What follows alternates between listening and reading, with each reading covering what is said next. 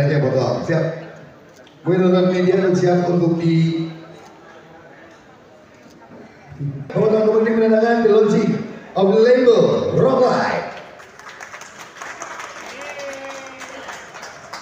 Yeay, semoga kedepannya Rocklight bisa menjadi salah satu label yang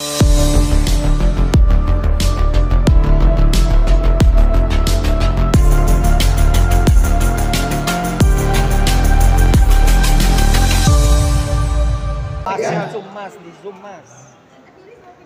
Ayo, gimana sobat di mas? Ngalingin mas. Iya benar. Nah. Lalu sobat-sobatnya itu sobat ke atasnya.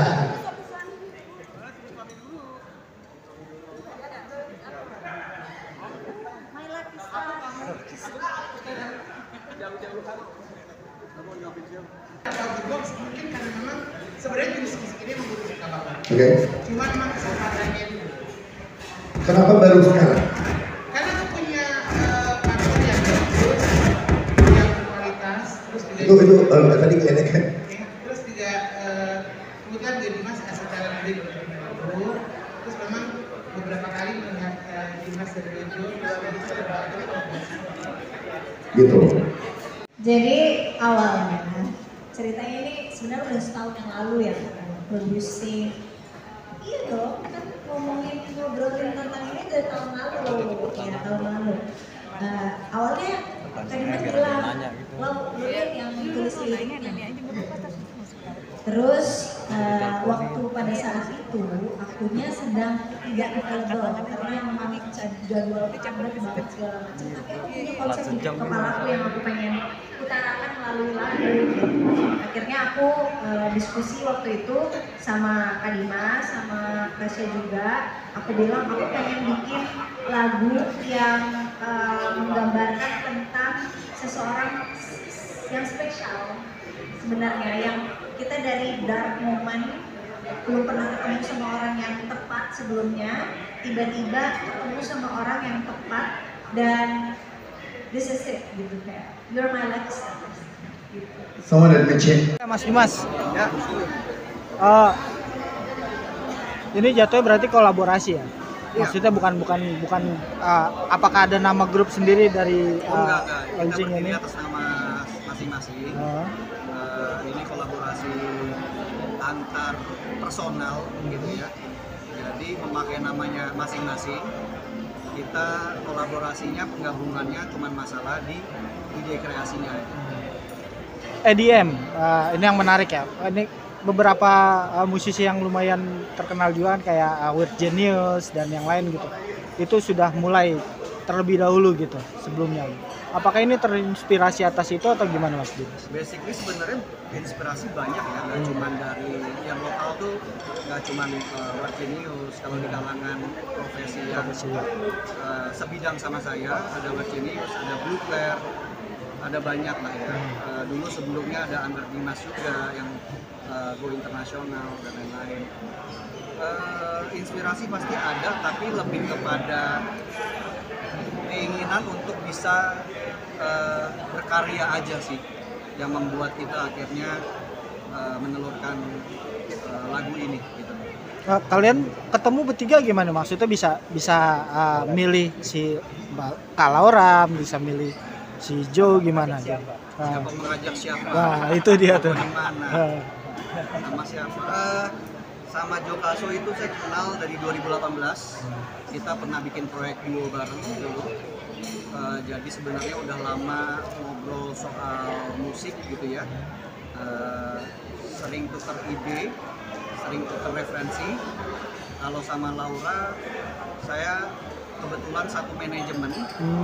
Kita satu manajemen artisnya gitu ya. Dan kebetulan juga Laura punya suara yang enak, yang cocok sama lagunya. Jadi ya kenapa enggak kita ajak. Terus yang menarik juga tadi ada video klipnya gitu. Video klipnya sendiri kan pakai animasi nih.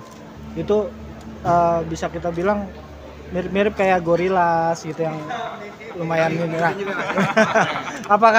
apakah itu maksudnya kedepannya itu akan terus seperti itu video klipnya menyembunyikan identitas si pelaku? Nah itu maksudnya. Kita di jadi sebenarnya jadi sebenarnya ide dari pembuatan video klip ini sebenarnya dari manajemen ya.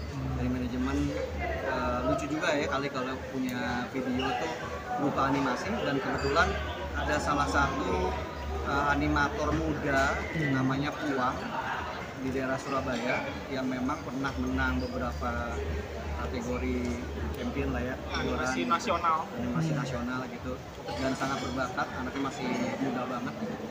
Kenapa enggak kita coba untuk kolaborasi dengan dia, sekaligus bahasanya tuh apa ya, cintailah produk lokal Indonesia. Kita ngangkat bakat-bakat Indonesia yang memang kita bisa ajak kerjasama dan memang hasilnya baik dan bagus. Kenapa enggak gitu. Kalau Ros sendiri menyatukan persepsi dengan dua orang musisi yang bisa dibilang kritis nih, gimana? Enak banget sama mereka, karena kritis itu bukan berarti mereka mau gini. Kritis itu artinya mereka pengen sesuatu itu perfeksionis. Nah, orang yang kritis itu, kenapa aku suka kerja sama orang yang kritis, karena aku juga tipe orang yang perfeksionis. Jadi aku juga pengen semuanya tuh kayak perfect ya, ini perfect ya, ini perfect. Jadi kritisnya tuh lebih ke situ, dan untungnya mereka open discussion. Jadi bukan yang kritis yang egois. Maksudnya kayak enggak, menurut gue gini ya gini. Enggak, karena gue lebih tahu, jadi apa mau gue enggak kayak gitu. Jadi mereka tuh saling melibatkan, bukan berarti karena lo nggak ngerti apa-apa, jadi karena lo nggak ngerti apa-apa lo dengerin omongan kita aja, lo nggak usah ikut. Kan ada yang kayak gitu tipe-tipe, tapi mereka kebetulan nggak seperti itu, makanya kita bisa kerja sama. Kalau yang kayak gitu mungkin aku nggak bisa. Nah, apakah kedepannya akan tetap seperti ini bertiga, atau nanti akan ada kolaborasi dengan yang lain gitu? barengan terus Nah itu gitu, pertanyaannya. itu maksudnya. Kalau kolaborasi Bikin buat trio gitu ya. kalau bikin trio sih enggak ya, tapi kalau misalnya kolaborasi bertiga bikin lagu lagi mungkin, atau mungkin Jokasu bikin sendiri, atau mungkin Laura akan jadi diva misalnya ya, akan jadi penyanyi, bikin single sendiri, keluarin single sendiri kayak teman-teman penyanyi yang lain, atau mungkin saya juga ngeluarin sendiri, bisa jadi seperti itu. Atau mungkin kami kolaborasi dengan yang lain, bisa jadi. Ya kalau Mas Jo sendiri kan memang fokus di musik ya, sedangkan kalian berdua kan masuk di acting juga. Nah ini harus ngalahin salah satu nggak sih? Maksudnya untuk ya, Yang tadi ya. nah itulah maksudnya sebenarnya lu passionnya lebih kemana gitu untuk sekarang ya? Gue yang jawab. Passion gua is cuan. Setuju. Enggak canda. Sebenarnya yang penting masih dalam sebuah kategori kesenian ya, baik itu seni peran, seni musik, buat saya sama aja. Tapi kebetulan kalau saya lagi lebih banyak berkutat di wilayah musiknya. Kalau Laura mungkin seimbang atau mungkin sedikit lebih banyak di daerah seni perannya. Kalau Jojo mungkin di seni musiknya full time. Gitu-gitu sih. Tadi di behind the scene kan beberapa kali dinotis ada perbedaan visi misi. Itu gimana cara kalian bertiga untuk menyatukan itu? Visi perbedaan, karena kalau boleh jujur, Jokaso sendiri tuh punya warna musiknya beda sebetulnya, nggak sekeras ini. Dimas pun di DJ juga sebenarnya ada spektrumnya lah seperti itu. Tapi justru ketika kita udah sering tektokan terus kolaborasi, akhirnya ya mau nggak mau jadi apa ya, maksudnya tantangan. Lebih kayak tantangan bahwa kita bisa nih bikin lagu yang ada Jokasonya, ada Dimasnya, dan cocok dinyanyiin sama Laura gitu sih. Itu menjadi kepuasan sendiri buat saya yang memang menggeluti produksi musik seperti itu sih. Intinya sih kalau mau kerjasamanya berhasil ya harus saling mau mengalah satu sama lain dan mendengarkan untuk kuping, rendahin hati, dengerin, baru bisa kolaborasi. Nah, dalam sebuah lagu itu kan biasanya ada cerita dan juga ada pesan yang pengen disampaikan. Dalam lagu ini apa yang pengen disampaikan?